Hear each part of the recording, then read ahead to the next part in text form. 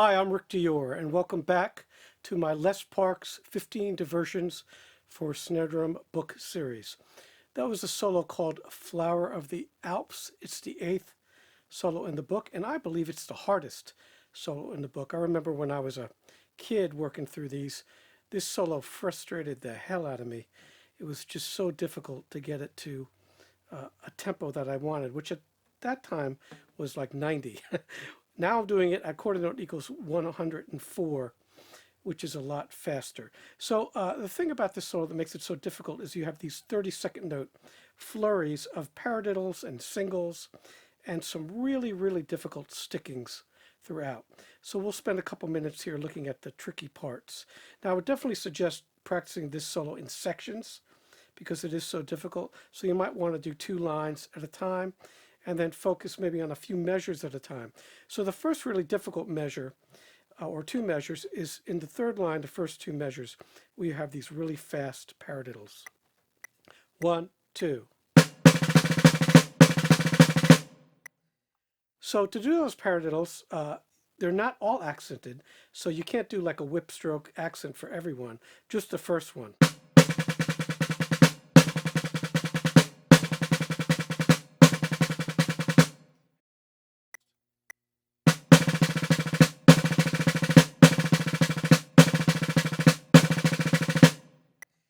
Now, once again, I'm playing on this really giant field drum with a mushy head, anything this big.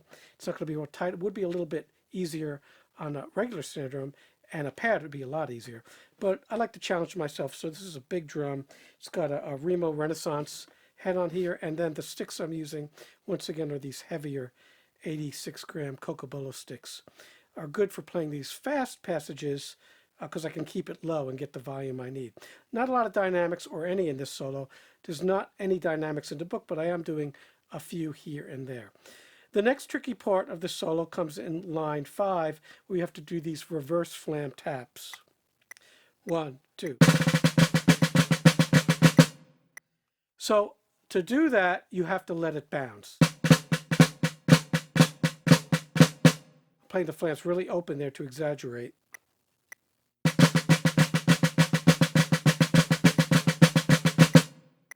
If you try to use all wrist, it's going to be very difficult, and you'll probably do a lot of flat flams. So that is going to be bounced. And then you have the next line, line 6, that has, once again, these very fast paradiddles. 1, 2.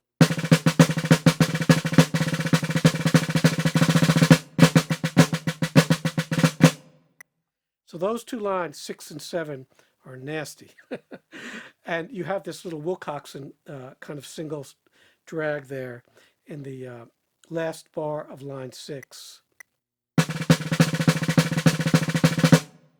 That's another thing that'll determine your tempo. And then we have the last line of the first page, which will definitely determine your tempo. 1, 2.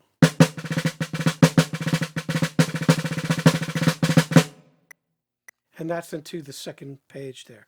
Okay, so that little flurry, the last bar of the last line of the first page.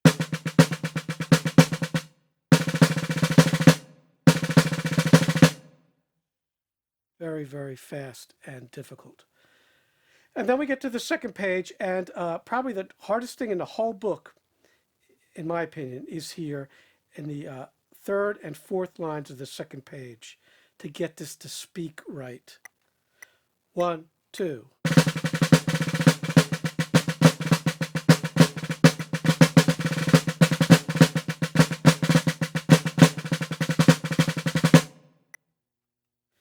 That is incredibly difficult to play the accents as they're written with those stickings.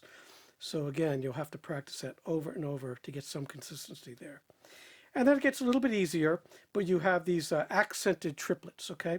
So that's one thing to always practice if you play a lot of drum set, these accented triplet patterns. So let me play lines, the last 3 lines, actually no, the last 4 lines of the piece here for you. 1, 2.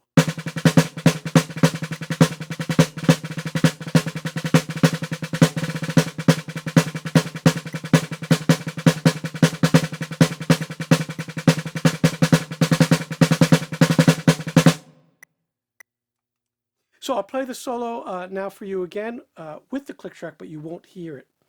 And this is, again, a solo that's going to cause some problems, but it's worth the effort.